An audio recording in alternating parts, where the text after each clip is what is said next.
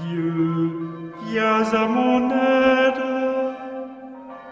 Seigneur, à notre secours. Gloire au Père et au Fils et au Saint-Esprit, au Dieu qui était et qui vient, pour les siècles des siècles. Amen. L'ange du Seigneur apporta l'annonce à Marie. Et elle conçut du Saint-Esprit. Voici la servante du Seigneur. Qu'il me soit fait selon votre parole. Et le Verbe s'est fait chair. Et il a habité parmi nous. Priez pour nous, Sainte Mère de Dieu, afin que nous soyons rendus dignes des promesses du Christ. Daigne, Seigneur, répandre ta grâce dans nos âmes, afin qu'ayant connu par le message de l'ange l'incarnation du Christ, ton Fils, nous arrivions par sa passion et par sa croix à la gloire de sa résurrection. Par le Christ, notre Seigneur. Amen.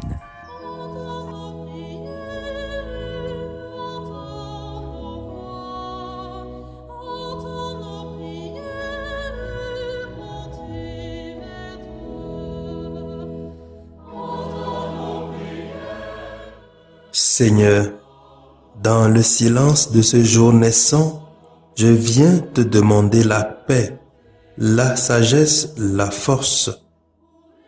Je veux regarder aujourd'hui le monde avec des yeux tout remplis d'amour, être patient, compréhensif, doux et sage, voir au-delà des apparences tes enfants, comme tu les vois toi-même, et ainsi ne voir que le bien en chacun.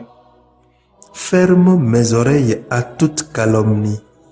Garde ma langue de toute malveillance. Que seules les pensées qui bénissent demeurent en mon esprit. Que je sois si bienveillant et si joyeux que tous ceux qui m'approchent sentent ta présence. Revêt-moi de ta beauté, Seigneur, pour qu'au long de ce jour, je te révèle. Amen.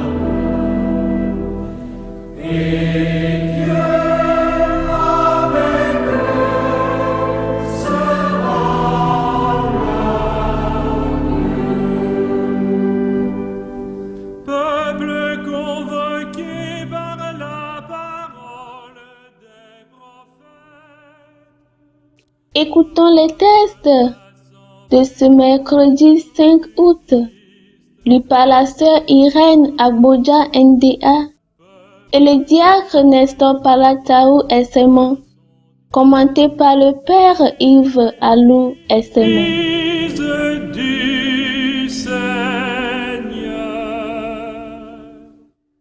Lecture du livre du prophète Jérémie, chapitre 31, versets 1 à 7.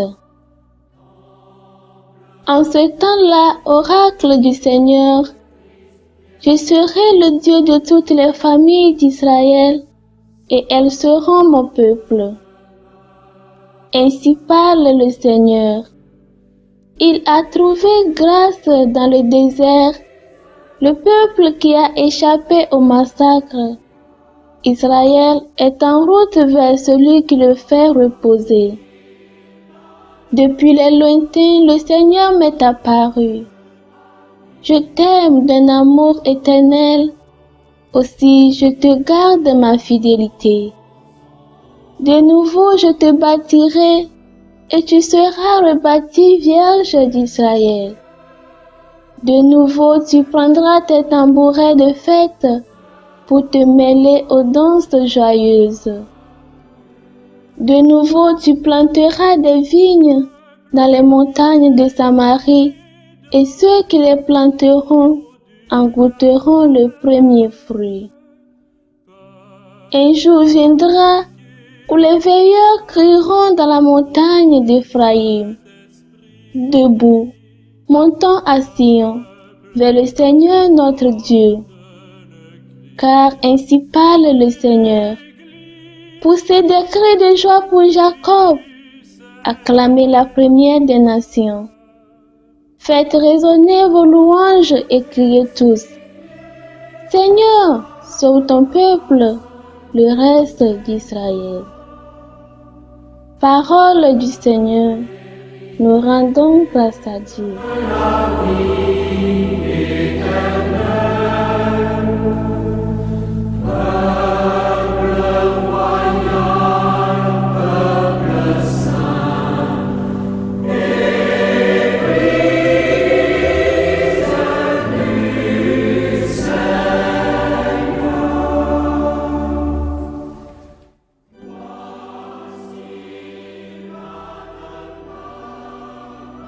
Répétez après moi le refrain du cantique.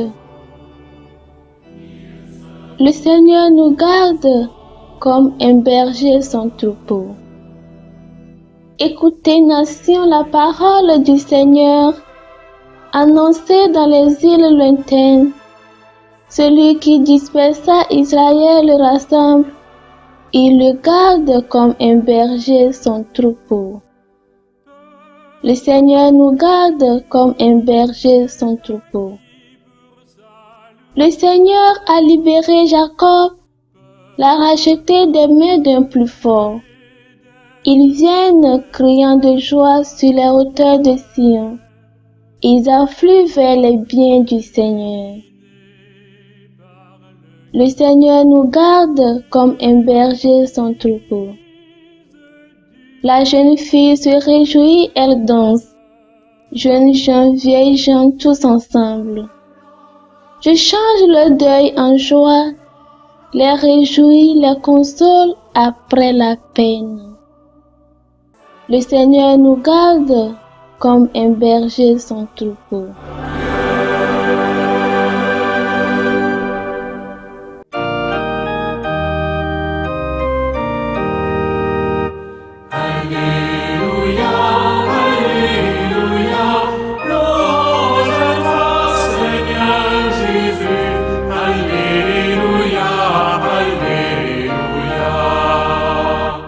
Un grand prophète s'est levé parmi nous, et Dieu a visité son peuple. Alléluia, Alléluia, louange à toi, Seigneur Jésus.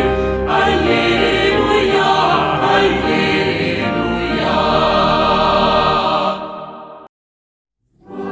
Voici la demeure de Dieu parmi les hommes. Le Seigneur soit avec vous. Évangile de Jésus-Christ selon saint Matthieu, chapitre 15, versets 21 à 28. En ce temps-là, Jésus se retira dans la région de Tyr et de Sidon. Voici qu'une Cananéenne venue de ce territoire disait en criant: Prends pitié de moi, Seigneur, fils de David. Ma fille est tourmentée par un démon. Mais il ne lui répondit pas un mot. Les disciples s'approchèrent pour lui demander: Renvoie-la, car elle nous poursuit de ses cris. Jésus répondit: Je n'ai été envoyé qu'aux brebis perdues de la maison d'Israël. Mais elle vint se prosterner devant lui en disant: Seigneur, viens à mon secours. Il répondit: Il n'est pas bien de prendre le pain des enfants et de le jeter aux petits chiens. Elle reprit: Oui, Seigneur, mais justement, les petits chiens mangent les miettes qui tombent de la table de leur maître.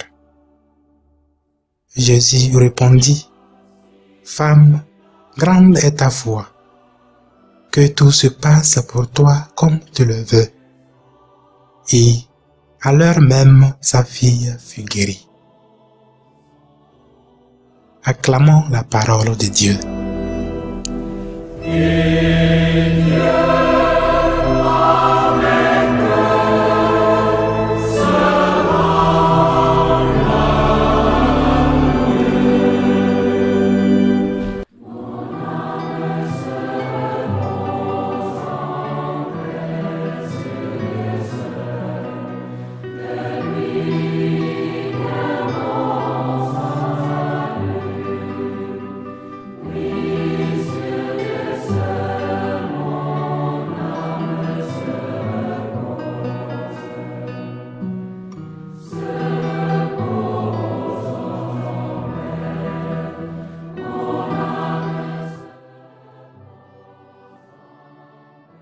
Le prophète Jérémie est connu comme le prophète du malheur.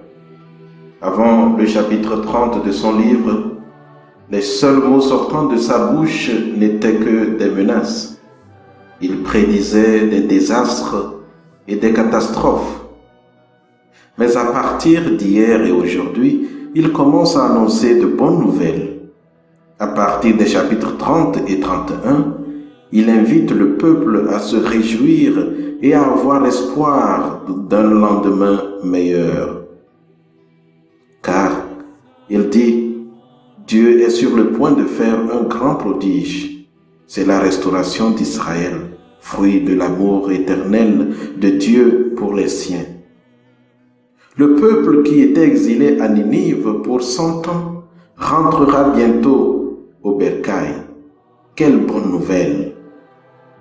Dieu nous aime tous d'un amour sans précédent et il veut bien nous restaurer. Chacun de nous a besoin dans sa vie d'au moins une restauration. Ça peut être sur le plan académique pour ceux qui étudient. Ça peut être sur le plan relationnel ou conjugal. Ça peut être sur le plan professionnel ou vocationnel. Ça peut être sur le plan santé physique, mentale, psychologique ou spirituelle. La liste peut continuer. Pour que ta restauration à toi soit effective, il te faut avoir de l'espoir en Dieu qui reste fidèle en ses promesses. Avoir foi en Jésus-Christ par qui Dieu nous restaure. Une foi qui surmonte tous les obstacles à l'image de la foi de la Cananéenne dans l'évangile d'aujourd'hui. Le travail de restauration des hommes que le Seigneur Jésus-Christ accomplit ne connaît pas de barrière raciale ou ethnique. Tout ce qui est exigé de nous, c'est la foi, l'espérance et la persévérance dans la prière. Pour avoir ces vertus qui concourent à notre restauration, nous devons nous inscrire à l'école de la Cananéenne dont nous parle l'évangile d'aujourd'hui. Et pour terminer, j'ajouterai volontiers la vertu de la charité, car chaque fois que nous prions pour les autres, nous exerçons de la charité. Et c'est ce que la Cananéenne a fait. Elle n'avait pas prié pour elle-même, mais pour sa fille. Nous pouvons prier pour nos amis, les membres de nos familles, et nous pouvons prier même pour nos ennemis. La charité n'a pas de limite. Je vous souhaite de passer une agréable journée dans l'espérance de la restauration.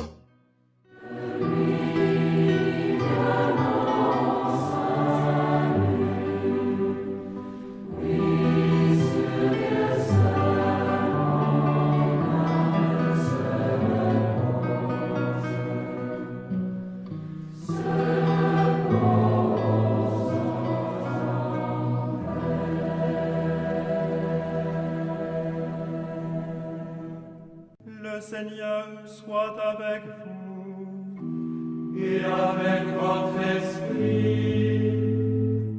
Que Dieu Tout-Puissant vous bénisse, le Père, le Fils et le Saint-Esprit.